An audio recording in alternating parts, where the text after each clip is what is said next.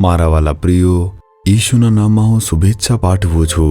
પ્રભુ ઈશુ આજે તમારા માટે કામ કરવાના છે। તે તમારા માટે ચમત્કાર કરશે। કોઈ બાબતની અંદર તમને ચમત્કારની જરૂર છે ને પ્રભુ તે કરવાના છે। પ્રભુ આજે તે કરવાના છે। પ્રભુ કહેશે, હું તમારા માટે કામ કરું છું, ચમત્કાર કરું છું, તમે મારા માટે શું કરશો? શું પ્રભુ આવી રીતે પૂછશે નહીં? ઠીક છે, હું દાન આપીશ, હું ચર્ચ માટે પંખા ખરીદીને આપીશ, હું ચર્ચ માટે કોઈ પણ વસ્તુ ખરીદીને આપીશ, હું સેવા માટે કંઈ આપીશ, તેમાંથી કોઈની જરૂર નથી। પ્રભુ ગરીબ નથી, તે ખૂબ જ ધનવાન પ્રભુ છે। તે એક મહાન પ્રભુ છે। એ કંઈક વાતની અપેક્ષા રાખે છે। તે શું છે જાણો છો? હું તમને તે કહીશ। બાઇબલની અંદર યશાયા 49 અધ્યાયમાં તેની 3જી કલમની અંદર પ્રભુ કહે છે, જેના દ્વારા હું મારી મહિમા બતાવીશ, મારા પુત્ર મારી પુત્રી તમારામાં હું મહિમાવાન થઈશ। પ્રભુ શું અપેક્ષા રાખે છે? મને તમારામાં મહિમા મળવો જોઈએ, લોકોએ મને તમારામાં જોવો જોઈએ, અને ત્યારે જ હું ચમત્કાર કરીશ। ઘણા વર્ષો પહેલા અમે પ્રભુની સેવા કરવા માટે એક શહેરમાં ગયા હતા। અમે 2 થી 3 દિવસ ત્યાં રહ્યા હતા। તે ચર્ચમાં પ્રભુના સેવકે અમને કહ્યું, એક ભાઈ છે, તે લકવાગ્રસ્ત છે અને પથારીવશ થયા છે, તે બિલકુલ ચાલી શકતા નથી, જે સભા યોજાય છે તેમાં પણ આવી શકતા નથી, તેમના માટે પ્રાર્થના કરવાની છે, શું તમે આવશો? તમે કહો છો ચાલી શકતો નથી, પથારીવશ છે, તેથી હું આવીશ। હું મારી સાથે સેવા આપતા 4-5 લોકો સાથે તે ઘરમાં ગયો। તે રસ્તાની નજીક એક ઘર હતું। જ્યારે હું ત્યાં ગયો તે આધેડ હતો। તે લગભગ 35 થી 40 વર્ષનો હતો।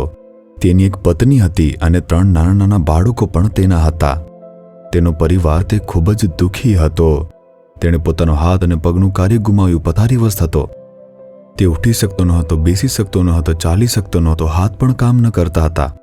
હું ગયો ત્યારે તેના જે સંબંધીઓ હતા તે આવ્યા, 3-4 લોકો આવ્યા, તેને ઉપાડ્યો અને તે જે પલંગ હતો તેના ઉપર તેને બેસાડી દીધો અને પાછળથી ટીકો આપી દીધો। તેના હાથ કામ કરતા બંધ થઈ ગયા હતા। તેણે મારી તરફ જોયું। મેં તે જોયું ત્યારે હું ખૂબ જ દુઃખી થઈ ગયો। તેની પત્ની અને નાના બાળકો હતા। તેનો પરિવાર કેવળ કામ કરે તો જ ઘર ચાલી શકતું હતું। આમ પરિવાર ખૂબ જ રડી રહ્યો હતો। એક સમયે જ્યારે હું મૃત્યુ શૈયા પર હતો ત્યારે મારી માતા અને મારો પરિવાર દુઃખી હતા। મને તે વાત યાદ આવી। મારા હૃદયમાં મોટો બોજ આવ્યું। મેં પ્રભુ તરફ જોયું અને ખૂબ જ દુઃખથી પ્રાર્થના કરીને કહ્યું કે હે પ્રભુ, તમે દયા કરો। પ્રભુ આમ કહ્યું। પ્રભુ મારી સાથે વાત કરવા લાગ્યા। તેમણે કહ્યું, હું તેને સાજો કરીશ। તેમણે પૂછ્યું કે તે મારા માટે શું કરશે? આમ કહ્યું।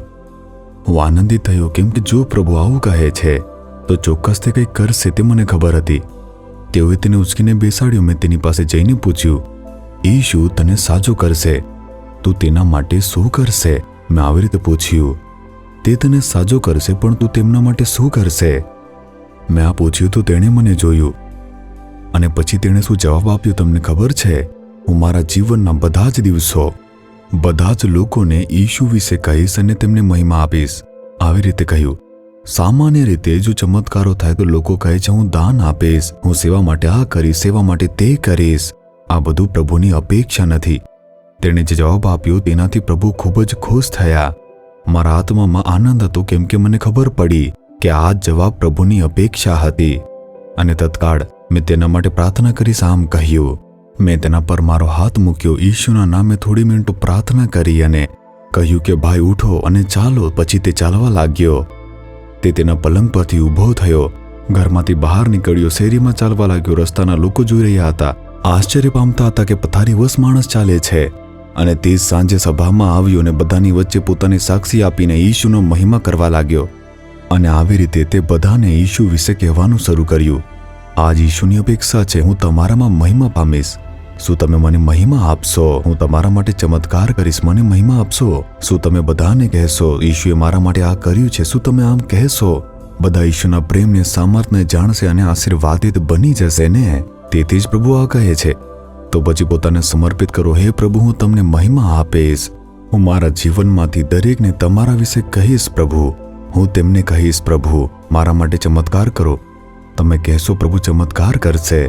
જો તમે મને સંતાન આપશો, હું દરેકને કહીશ કે પ્રભુએ મને સંતાન આપ્યું, પ્રભુએ ચમત્કાર કર્યો। હું સાજો થઈશ તો બધાને કહીશ કે પ્રભુએ કર્યું। જો મને નોકરી મળે, અભ્યાસ માટે પ્રવેશ મળે, જો મારો વ્યવસાય શરૂ થઈ જાય, હું દરેકને ઈશુ અને તેમના મહિમા વિશે કહેતો રહીશ। તમને મહિમા આપીશ પ્રભુ। જો આ કહેશો ચમત્કાર થશે, કહેશો ને?